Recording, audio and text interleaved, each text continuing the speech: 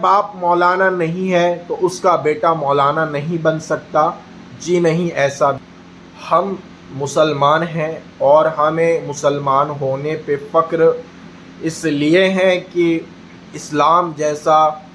مقدس مذہب، اسلام جیسا بے مثال مذہب پوری دنیا میں موجود نہیں ہے۔ یہ وہ مذہب ہے جس کے اندر علم کو بہت بڑا مقام دیا گیا، علم ہی کو ایک بڑی جگہ پر رکھا گیا۔ یعنی سمجھنے کی ضرورت ہے کہ جب بندہ علم حاصل کر لیتا ہے تو ہی وہ اس قابل ہوتا ہے کہ وہ مصلی پر چڑھ کر نماز پڑھائے۔ یعنی ہماری مسجد کے امام جو ہوتے ہیں وہ ان پڑھ گوار جاہل نہیں ہوتے، بلکہ وہ علم والے ہوتے ہیں۔ ان کے پاس اتنا علم ہوتا ہے کہ وہ صحیح سے نماز پڑھا پائے، تب جا کر وہ مصلی پر کھڑے ہوتے ہیں۔ اور ہمارے اسلام کے اندر یہ نہیں ہے کہ اگر باپ مولانا نہیں ہے تو اس کا بیٹا مولانا نہیں بن سکتا۔ جی نہیں، ایسا بھی نہیں۔ اور یہ بھی نہیں کہ وہ اگر سید کی اولاد ہے تو صرف اور صرف سید ہی کی اولاد مصلی پر چڑھ کر نماز پڑھا سکتی ہے، یہ بھی نہیں ہے۔ بلکہ اسلام وہ مذہب ہے جس کے اندر ایک ایسا بچہ پیدا ہوتا ہے جو کہ اس کے باپ جس کے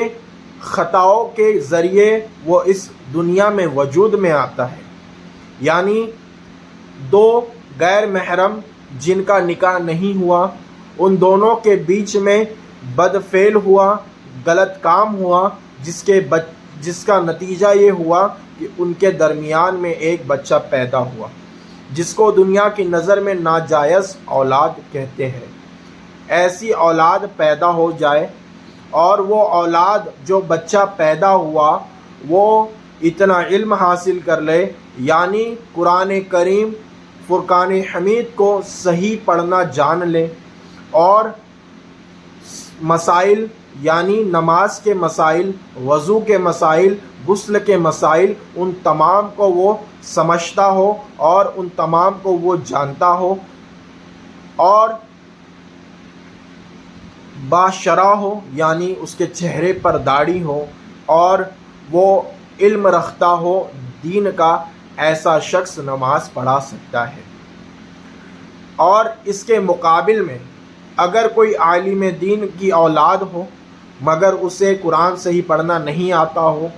اور نہ ہی وہ باشرح ہو، اور نہ ہی اس کو اتنا علم ہو کہ وہ صحیح سے وضو کر سکے، صحیح سے غسل کر سکے، صحیح سے وہ نماز پڑھا سکے، تو اگر وہ عالم دین کی اولاد ہو یا پھر کسی سید کی اولاد ہو، اگر وہ یہ تمام چیز نہیں جانتا، اس کے مقابل میں ایک ناجائز اولاد جو ہے وہ تمام چیزوں میں امتیاز کر سکتا ہے، اور وہ باشرح ہو اور قرآن صحیح پڑھنا جانتا ہو اور نماز کے، وضو کے، غسل کے ان تمام مسائل کو جانتا ہو، ایسا شخص اس کے اوپر ترجیح دے سکتا ہے، یعنی کہ اس کے سامنے کھڑے ہو کر وہ نماز پڑھائے گا، اور یہ تمام چیزوں میں امتیاز ہونے کے بعد بھی وہ پیچھے کھڑا رہے گا۔ اس لیے کہ اسلام کے اندر نماز پڑھانے والے کے اندر یہ کوالٹی ہونا چاہیے اور یہ تمام چیزیں موجود ہونی چاہیے۔ اگر اس کے اندر یہ تمام چیزیں موجود ہے تو ہی وہ نماز پڑھا سکتا ہے۔ اس میں یہ نہیں دیکھا جائے گا کہ وہ کیا، اس کا نسب کیا ہے، اس کے پاس دولت کیا ہے، اس کے پاس شہرت کیا ہے، وہ کتنے ہی بڑے باپ کی اولاد کیوں نہ ہو، اگر وہ قرآن صحیح سے نہیں پڑھ سکتا، وہ مسائل نہیں جانتا، وہ باشرح نہیں ہے، تو وہ مصلی پر کھڑے ہو کر نماز نہیں پڑھا سکتا۔ اس لیے کہ اسلام کے اندر مصلی پر کھڑے ہو کر نماز پڑھانے کے لیے زیادہ سے زیادہ علم ہونا ضروری ہے۔ یعنی اس کو اتنا وہ ایجوکیٹڈ ہونا چاہیے کہ جتنا اسلام کے حد کے اندر موجود ہے، اس کو اتنا علم ہونا چاہیے، اتنا وہ جانکار ہونا چاہیے، تب جا کر وہ مصلی پر کھڑے ہو کر نماز پڑھا سکتا ہے۔ ہمارے ہاں اگر ایک کسان کا بچہ جو کہ ہل چلاتا ہے، جس کا باپ محنت کرتا ہے اور مزدوری کرتا ہے، ایسا، اور نہ وہ سید ہو، وہ شیخ ہو، پنجارہ ہو یا کچھ بھی ہو، ایسا شخص، اور اس کے مقابل میں ایسا شخص جو کہ آل رسول ہو، یعنی نبی کی اولاد ہو، اور وہ جو ہے اس کے چہرے پر داڑھی نہیں ہے، جو کہ نبی کی اولاد ہے، اس کے یعنی کہ سید ہے، اس کے چہرے پہ داڑھی نہیں ہے، اور اسے قرآن صحیح پڑھنا نہیں آتا، اور وہ نماز کے مسائل نہیں جانتا، ایسا شخص موجود ہو، اور ایسا شخص موجود ہے، کسان کا بچہ ہے مگر قرآن صحیح پڑھنا جانتا ہے،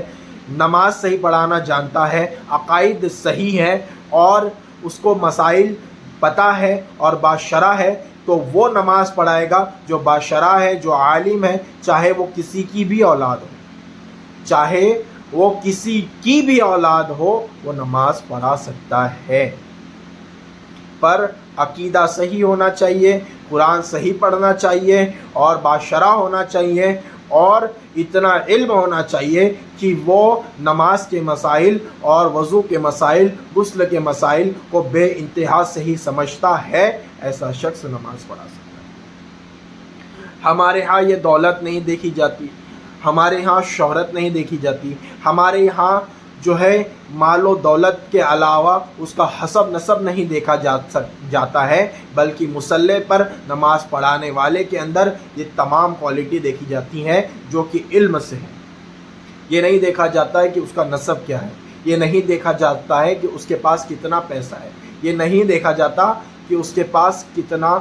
زیادہ شہرت ہے، بلکہ اگر علم اس کے پاس زیادہ ہے اور اگر سید ہو اور اس کے پاس یہ تمام چیزیں موجود ہو تو وہی نماز پڑھائے، کیونکہ بہتر ہے نا، اس کے پاس علم ہے، اس کے پاس سب کچھ ہے تو وہ نماز پڑھائے گا۔ مگر اس کے پاس سید تو ہے مگر اس کے پاس داڑھی نہیں ہے، اس کے پاس میں قرآن صحیح پڑھنا نہیں آتا ہے اور یہ تمام چیزیں موجود نہیں ہے، وہ نماز نہیں پڑھائے گا، کیونکہ نماز کے لیے علم ہونا ضروری ہے، بغیر علم کے کوئی بھی نماز کے لیے کھڑا نہیں ہو سکتا، یہ اسلام ہے۔ اور ہمارے ادھر باپ مولانا تو بیٹا ہی مولانا نہیں بنے گا، بلکہ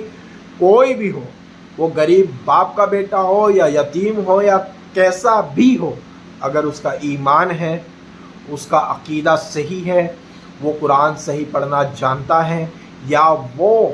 اتنا علم رکھتا ہے کہ جس کے ذریعے وہ عالم کہلاتا ہے، یا ستہ پڑھا ہو، مدرسے میں داخلہ لیا ہو اور وہ 10 جماعت پڑھا ہو، اور اس کے بعد وہ فتویٰ بھی لکھ سکتا ہے، وہ نماز بھی پڑھا سکتا ہے، اور وہ واعظ و نصیحت بھی کر سکتا ہے۔ ہمارے ادھر حسب نسب سے نہیں، دولت شہرت سے نہیں، بلکہ ہمارے ادھر علم سے پہچانا جاتا ہے، اور اسلام وہ مذہب ہے جس کے اندر علم کو بے مثال درجہ دیا ہے، یعنی علم کو بہت بڑی جگہ پر رکھا ہے۔ اگر کوئی شخص ہے اس کے پاس علم نہیں تو وہ کہا جاتا ہے کہ ہر مسلمان پر، رسول پاک صلی اللہ علیہ وسلم کی حدیث ہے، ہر انسان کو علم سیکھنا واجب ہے، ضروری ہے، یعنی ہر مسلمان کو علم سیکھنا ضروری ہے، اور علم حاصل کرنا یہ بہترین نعمت ہے اللہ کی۔ اور اسلام وہ اکیلا واحد مذہب ہے جس کے اندر سب سے پہلے جو قرآن کے اندر آیت نازل ہوئی وہ بھی اقرا بسم ربک الذی ہوئی، جس کا معنی یہ ہے کہ اقرا پڑھو سے ہوئی ہے، یعنی اقرا کا معنی ہے پڑھو، تو یہ پڑھنے سے مراد یعنی ہمارا دین آپ مسلمانوں کو پڑھنے کا حکم دیتا ہے، ایمان والوں کو پڑھنے کا حکم دیتا ہے کہ وہ پڑھے، اور اس لیے دیتا ہے کہ جب بندہ پڑھنے والا بن جاتا ہے اور وہ اتنا پڑھ لیتا ہے تو اس کو دنیا کا کوئی بھی انسان جھکا نہیں سکتا۔ سب سے بڑی بات یہ دھیان میں رکھے کہ اگر تمہارے پاس کھانے کے لیے کھانا نہیں ہے، ہمیں سرکار سے نہ پیسہ چاہیے، نہ ہمیں سرکار سے اناج چاہیے، نہ ہمیں سرکار سے کوئی سویدھا چاہیے، مگر ہمیں سرکار سے سب سے پہلی جو مانگ کرنی ہے وہ علم کی ہے۔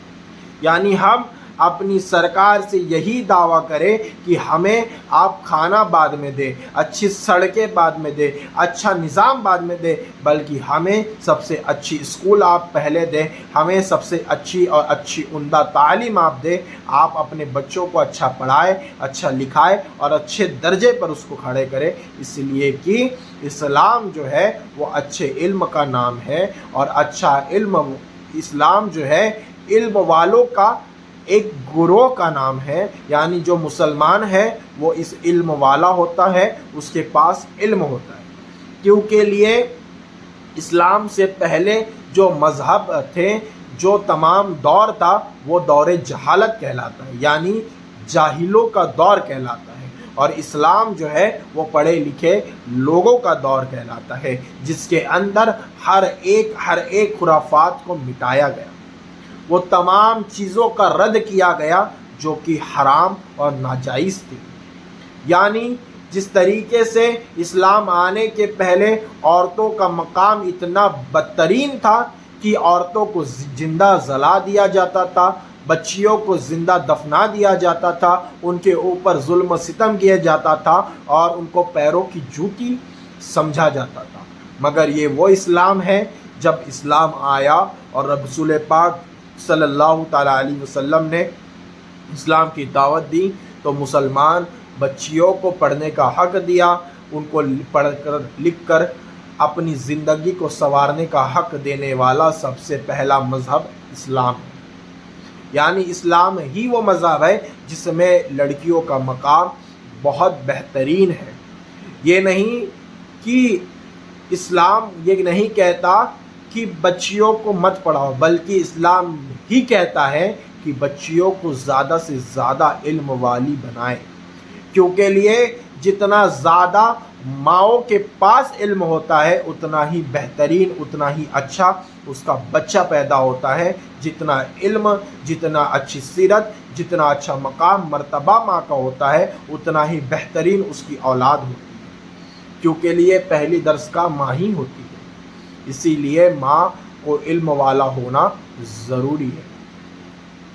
اور یہ اسلام ہی کا مذہب وہ ہے جس نے عورتوں کو بہترین مقام عطا کیا۔ یعنی اس دور جہالت کے اندر بچیوں کو دفنایا جاتا تھا زندہ، اس دور میں رسول پاک صلی اللہ علیہ وسلم نے 4 بیٹیوں کی پرورش کر کے بتائی کہ بچیوں کو دفنایا نہیں بلکہ بچیوں کو پڑھا کر لکھا کر انہیں بے مثال بنایا جا سکتا ہے۔ یہ بھی بتایا کہ بچیاں سے بھی نسل چل سکتی ہے، کیونکہ رسول پاک صلی اللہ علیہ وسلم کی جو نسل چلی ہے وہ سید فاطمہ الزہرا رضی اللہ تعالی عنہا سے چلی ہے۔ تو رسول پاک صلی اللہ علیہ وسلم اپنی بیٹی سے بے انتہا محبت کیا کرتے تھے، اسی لیے کہ وہ بتانا یہی مقصد تھا کہ بیٹیاں بوجھ نہیں بلکہ بیٹیاں دل کا سکون، دل کا چین، دل کا قرار ہوتی ہے، اور اللہ کا کرم ہو کہ ہم تمام کو اللہ تعالیٰ نیک صالح اولاد عطا فرمائے، بچیاں عطا فرمائے، بیٹیاں عطا فرمائے، آمین ثم آمین بجائے سید الانبیاء والمرسلین، وآخر دعوانا الحمدللہ رب العالمین۔ اللہ تعالیٰ سے دعا ہے کہ مجھ سے کہنے میں جو بھی لفظاً غلطی ہوئی ہے اسے معاف عطا فرمائے، جو بھی کھانے سے پورا عطا فرمائے، اپنے فضل کرم سے مجھے معاف عطا فرمائے، آمین۔